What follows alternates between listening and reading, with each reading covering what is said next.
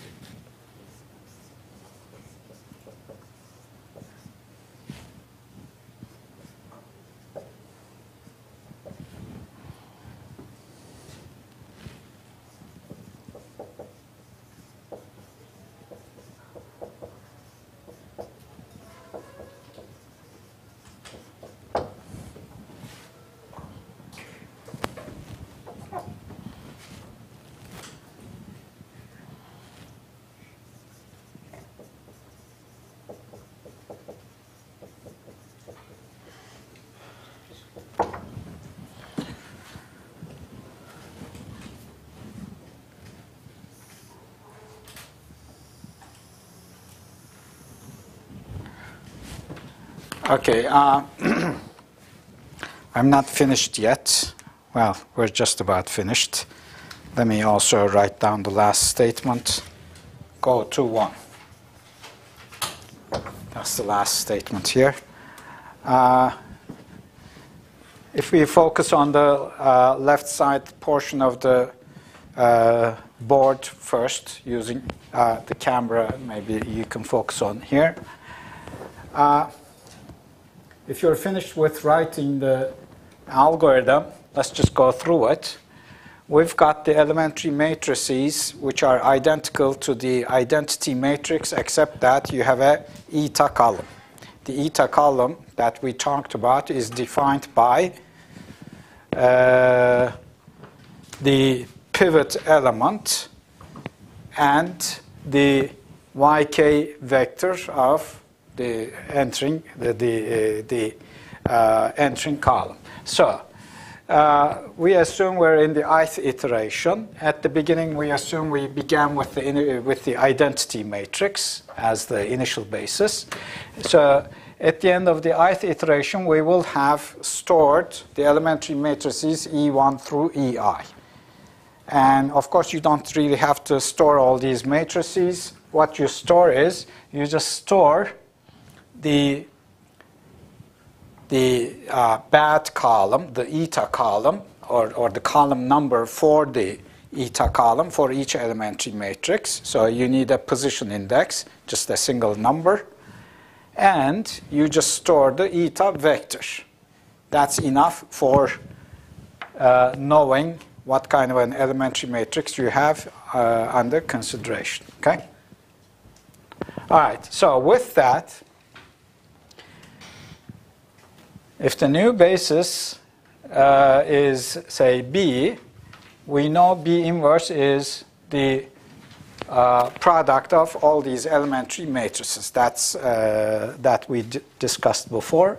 So the current basic solution will be B inverse B, but rather than using B inverse, of course, what we have is we're using the product of EI through E1, that's your B inverse, times B, okay? But in carrying out this computation in a efficient way, what you do is you already have this information from the previous iteration. So you simply multiply this. This is a multiplication of a given vector by EI, which is easy to do because I showed you how to carry out those computations. There's a post multiplication and there's a pre-multiplication. So you use whichever one is appropriate in carrying that out, okay? So you just compute that. It's not really a multiplication. It's just much simpler than that, actually, if you just look back to the previous notes. So once this is available, then you go with the reduced costs. Now, to compute the reduced costs using the product form of the inverse, first you compute your W, which is CB B inverse. And to compute W, you use again the formula. It will be CB times the inverse defined by E, the product of all these elementary matrices. So you've got the formula here. But how do you carry out the actual computations? This is CB times EI. So this is the first one you do from the innermost. And then you do whatever you get a vector here. Then again, you multiply that vector with the next or the penultimate, the elementary matrix. So that's the second one. So on and so forth. So finally, you multiply it with E1. All right, so all of these are, if you do one at a time, they are very efficiently doable. Okay, that's the idea here. And once you've got your Rn, well, once you have W, of course, this will be Wn minus Cn. It's just a regular matrix multiplication here. So if Rn happens to be less than or equal to 0 in each component, then fine, you're done. That's the optimum solution. Otherwise, there's a Rj, which is positive, in which case this is for a minimization problem. So we continue with the next step, step 3. In that case, you identify some variable xk whose reduced cost is positive. That's an entering variable. Suppose that's xk. And once you have xk, of course, you compute yk, which is B inverse times the original ak column for that. And how do you do that? Yk is, again, B inverse, which is the product of all these elementary matrices, times ak. Okay? If you forget the parentheses, of course, it's just B inverse times ak. That's what it is. But the parentheses tells you in what order you carry out these actual computations.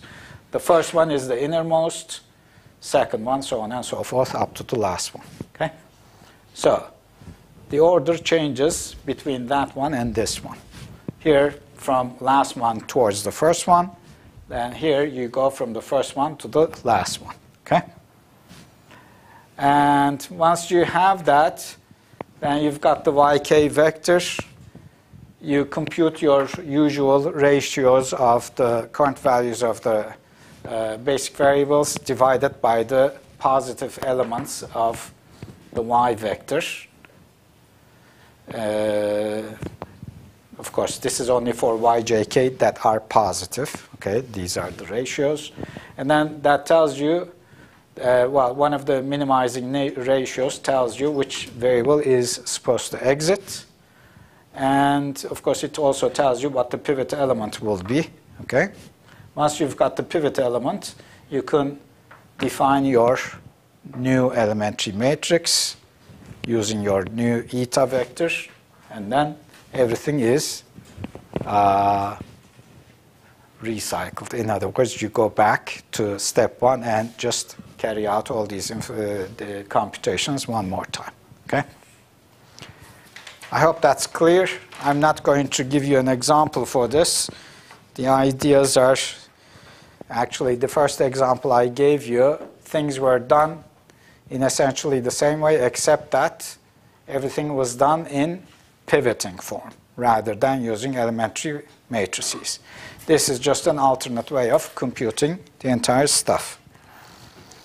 There are also other methods to carry out these computations more efficiently in computers, such as using LU decomposition, etc. But I'm not going to go through them. But in the exam, you never know. I may ask such a question and you figure out what to do, okay? You never know. Because these are, once you've got the main ideas, you should be able to work out such things on your own, actually. That's the idea here. Don't memorize stuff.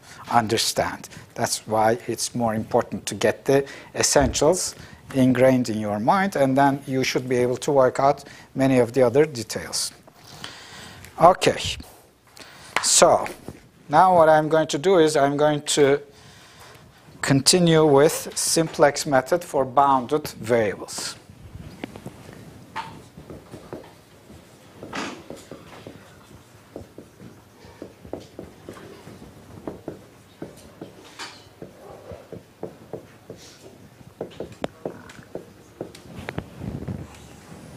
New stuff.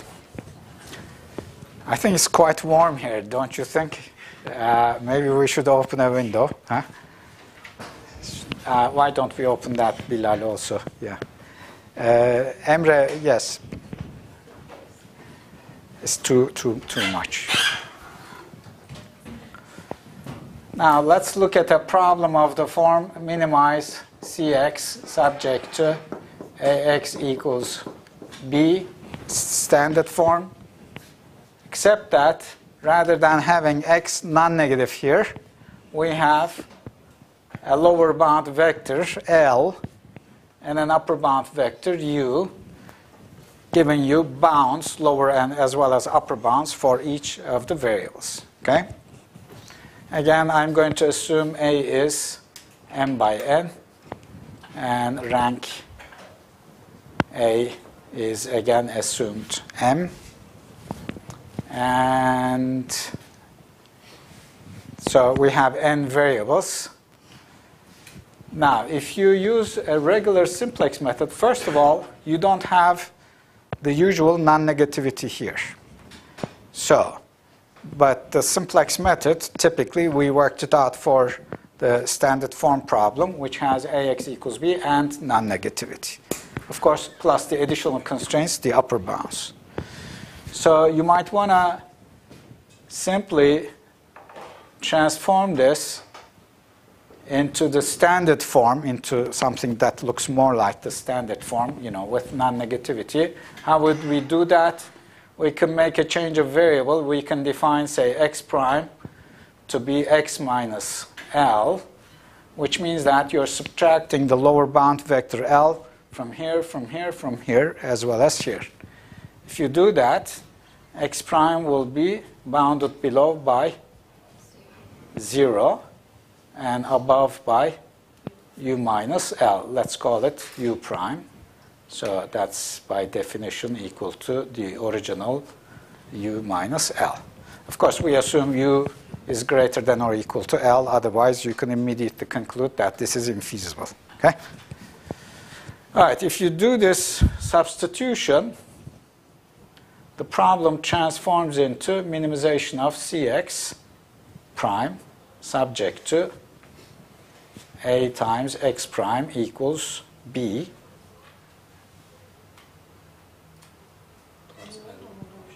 plus something else.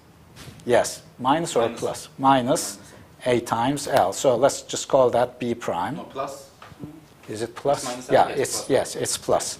So B prime will be actually equal to the original B plus A times L. X minus L, yes, okay. And x prime will be less than or equal to u prime, and x prime will be greater than or equal to 0. In this case, of course, you can add slack variables here to transform them into the usual format, the standard form problem. So if you add a vector of slacks here, say S, and also require S to be greater than or equal to 0, so this becomes, with slacks, x prime plus S equals U prime. So everything is in just about standard form. Now, if you want to work out with this form, how many constraints do I have here? The original constraints are m, and then you've got additionally n constraints. So you've got m plus n equality constraints. And how many variables? I don't know. N plus n, 2n, yes. So both the column space has been enlarged as well as the row space is enlarged. Okay? And of course, your simplex tableaus, if you work with the regular simplex method rather than the revised method, it will have m plus n, so simplex implementation. Basis matrices will be m plus 1, m plus n by m plus n. So it will have m plus n rows plus the row 0, the additional row. And you have how many columns? 2n columns plus the decoration column for z, plus the right-hand side column. But I'm not worried about those. So the row space or the number of rows is too large. Okay. So this is not recommended, although it's doable.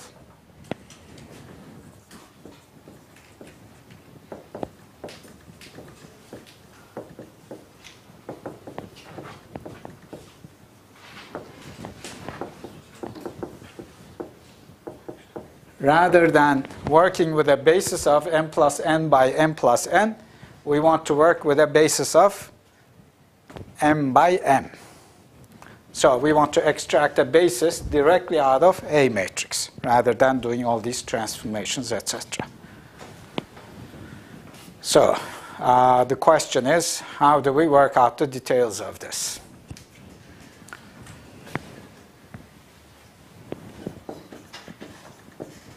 So here's the basic idea.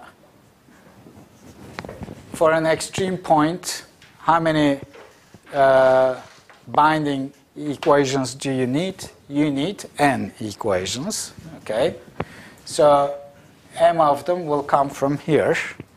And then you've got inequalities of this form, and then also inequalities of the form x greater than or equal to L. Okay? So you need a total of n minus m equations from this part.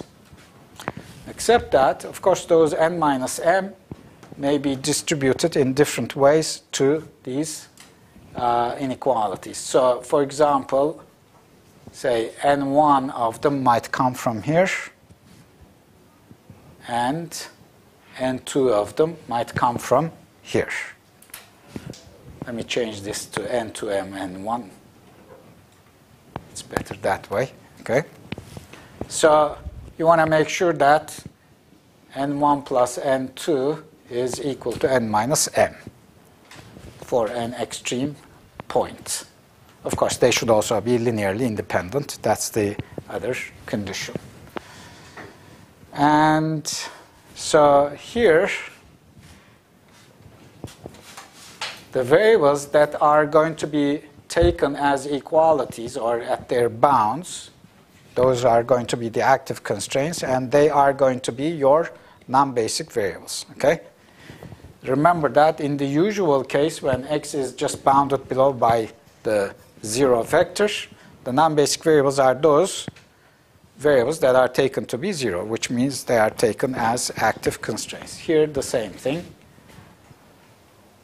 Non-basic variables are those that are at one of their bounds.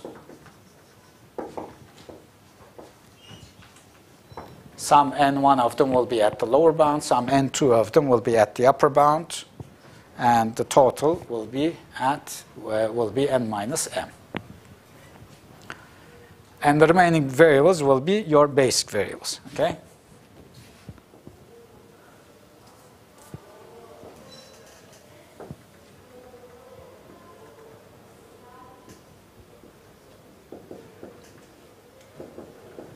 Of course, you want to make sure that the non-basic variables that you choose are such that when you have the equality for those variables, and just ignore the remaining ones, the ones that correspond to basic ones, you have n equations here, m coming from here, n1 plus n2 coming from the remaining part with equalities. And that equality system has as many variables as you have equations. Okay? And then you want a unique solution there. In other words, they should be linearly independent. So, which means that for the remaining ones that are not taken at their bounds, you have to solve for them. Okay? And to be able to get a unique solution, again, we need to have the columns of A corresponding to the basic variables. They should be linearly independent. Okay? That was the situation with the old stuff, and it is the same situation here. The active constraints taken in this way are linearly independent if the basic variables or the columns associated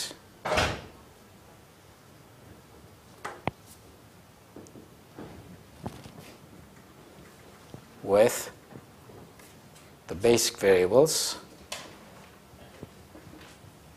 or the variables that are going to be solved for are linearly independent.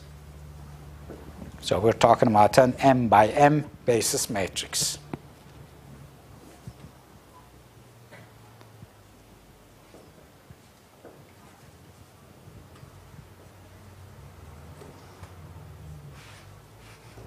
So that's how you get your basis matrix. The columns associated with the basic variables will give you the basis.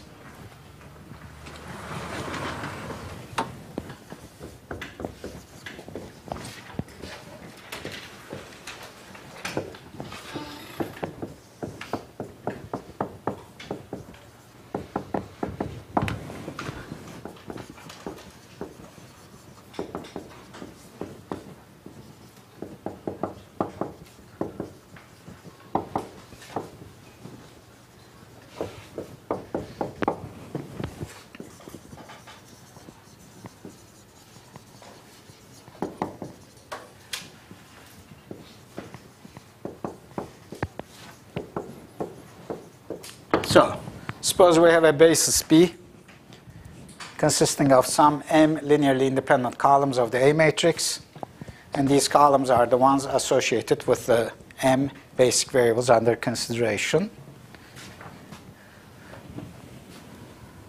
The remaining variables, how many of them?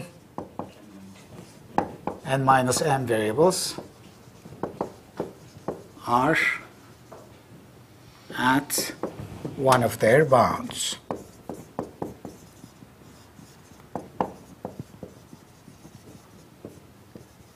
And they are the non-basic variables. Okay? So, partition the variables in such a way that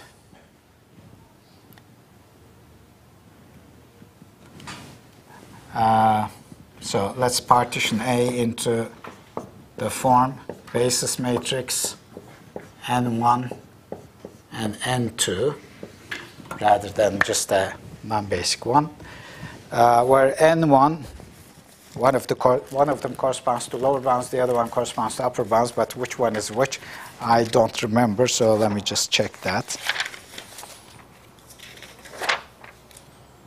Yeah. N1 will correspond to the lower bounds. Yes, I said that, but I wasn't quite sure when I said that. So, yes, that seems to be the case.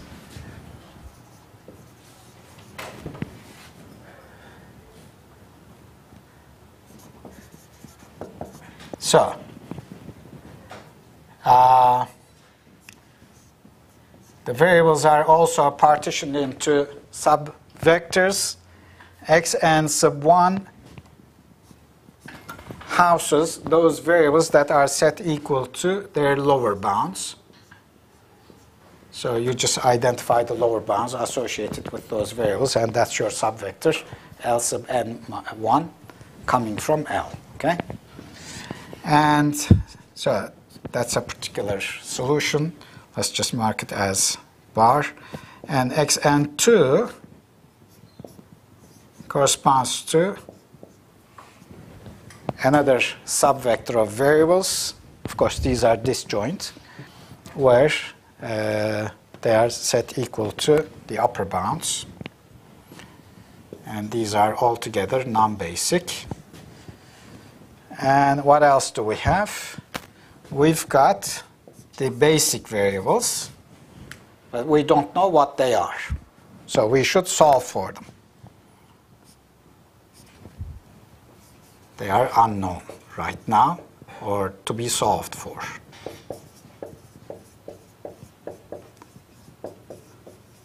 Okay?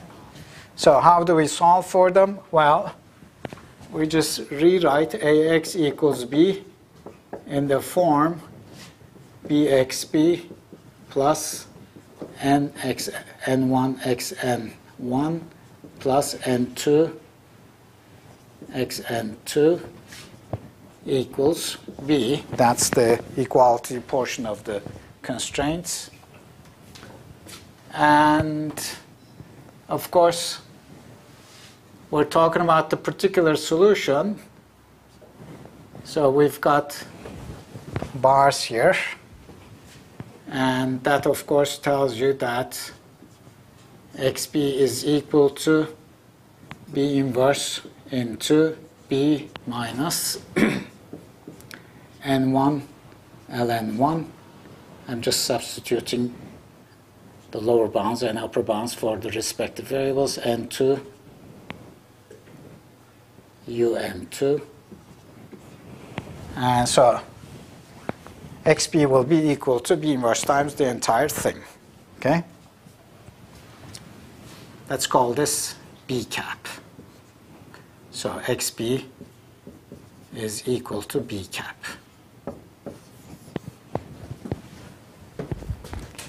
The other ones are as given. Okay? That's the situation.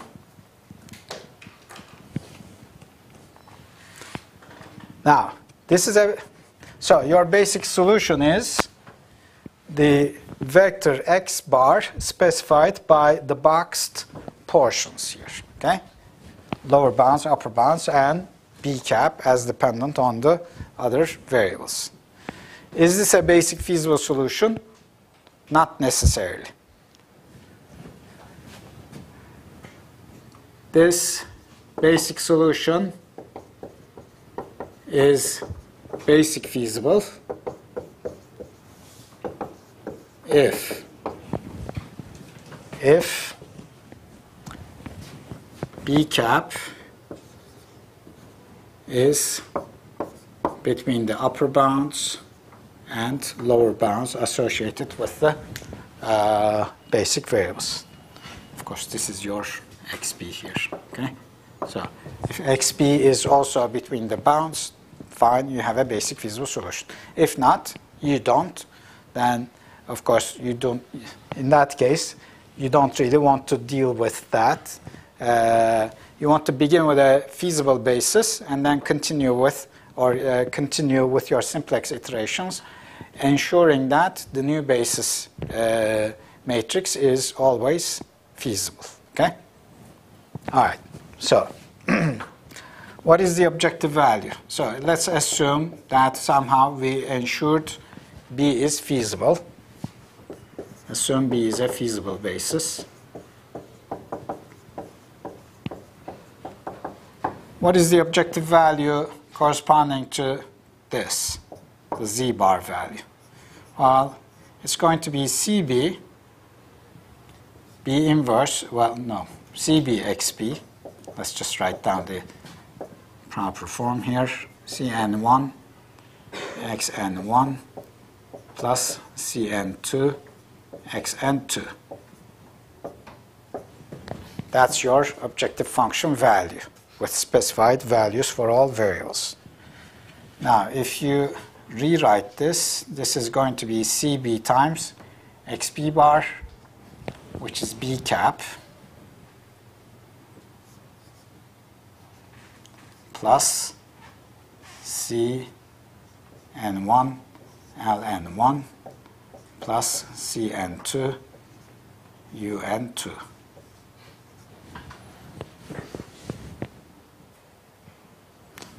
Okay. Now, this tells you what the objective value would be as corresponding to the current basis or the basis on hand. But it doesn't quite tell you how to move from this basic feasible solution to an adjacent one, which improves the objective value. Okay? So in the simplex method, you are looking for an entering variable, and that's what you need to do. How do I define adjacency here? As in the old case, in other words, the new basis or the new basic feasible solution will be adjacent to the old basic feasible solution if some non-basic variable is now basic and some basic variable is now non-basic. Okay, so a swapping of the roles again. The question is, how do I identify which non-basic variable should become basic now?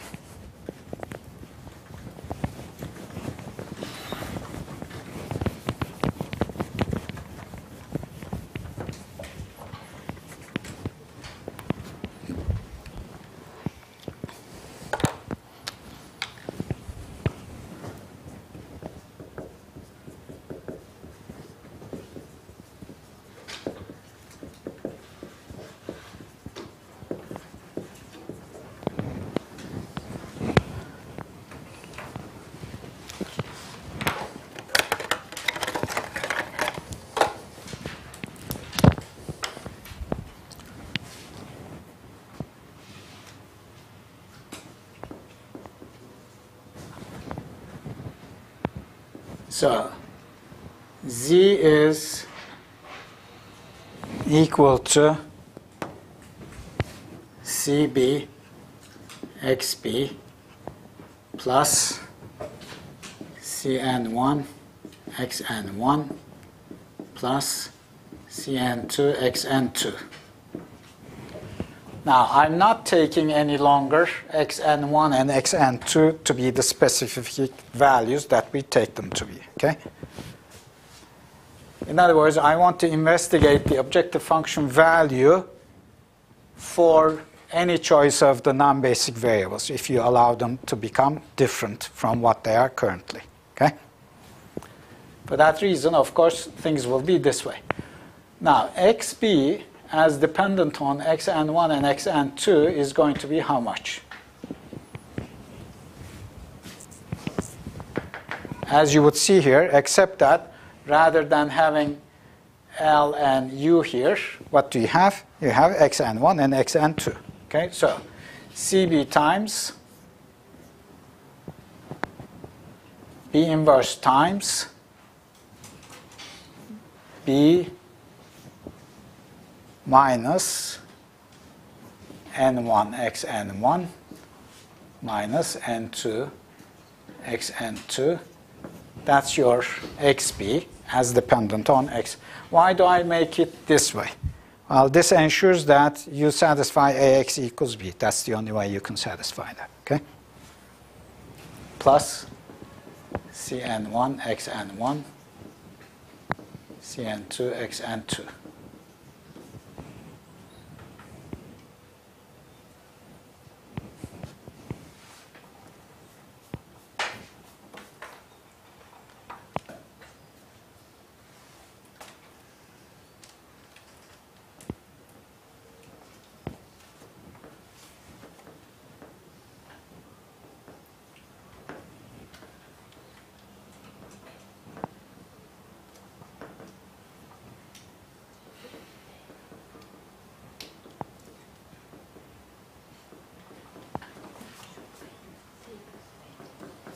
So xp should be taken exactly the way we defined in the b inverse times the parenthetical part to satisfy the ax equals b constraints. Okay?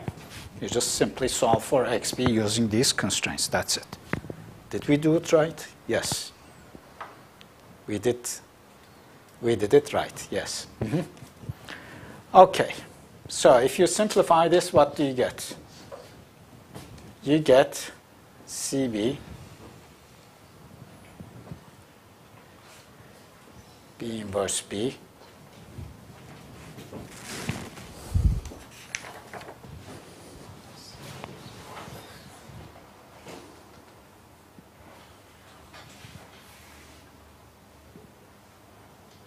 yeah CB B inverse B minus something times xn1 here minus something else times xn2 here, which is not really difficult to compute. What are the multipliers for xn1? CB minus 1 minus Cn x1. CB B inverse n1 minus Cn1. Yeah, that's your multiplier for xn1. For the second one, of course, we have something similar. CB B inverse n2 minus Cn2. That's it. And of course, you can see that this is your definition for the reduced costs associated with the non-basic variables that are at their lower bounds. And the other part is also similar. This is the reduced cost vector for those variables that are at the upper bounds. Now, this value is not quite what you want here. You would rather have z cap there. Nevertheless, don't worry about that. Assuming that these are the reduced costs, what we have here is a constant minus summation. This is the reduced cost row vector times the column vector xn1, so it's just a dot product, rj xj, where j is, say, restricted to set of indices r1 minus summation rj xj, j restricted to set of indices r2, where r1 is the set of indices j for which xj is at the lower bound, and r2 is the set of indices j for which xj is at the upper bound. Okay? So we partitioned the non-basic variables into two subsets, those at the lower and those at the upper bounds. This is the situation. Okay. So here's the question. If I want to improve my objective function value by an inspection here, this is what you've got for z.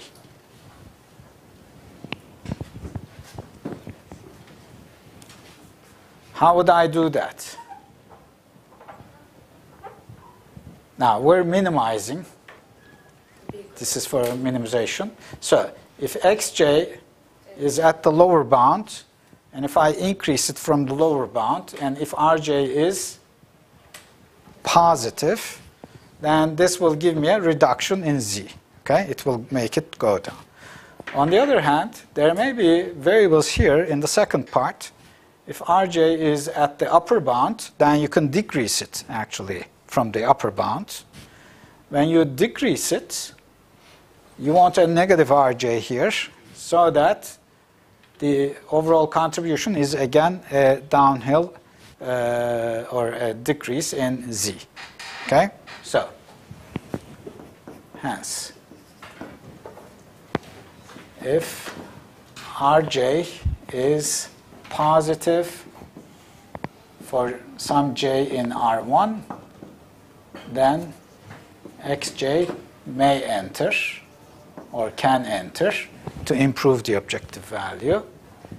And if Rj is less than 0 for j in R2, then xj may also enter. Okay? So depending on which index set you're looking at, you either look for a positive reduced cost for lower bounded variables, and you look for a negative reduced cost if the current non-basic variable is at the upper bound. So things will be a little bit more complicated. So let's see. Problem set number 8. Chapter 3.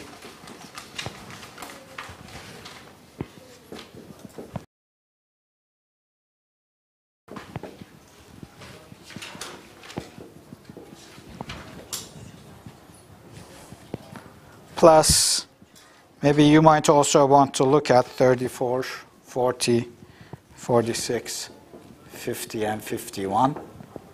This is optional. All of them are optional, but this is more optional than the other one. Okay.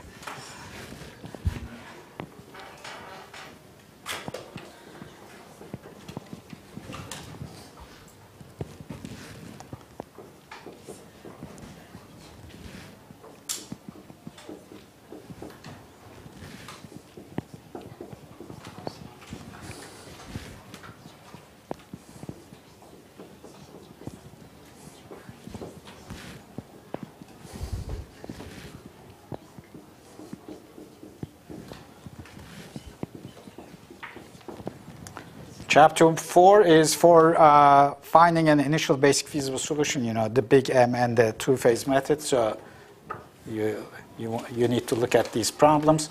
Chapter 5 is for revised simplex method, degeneracy, etc. Okay? The cycling stuff, etc. Okay. That should prepare you well for the exam. I hope.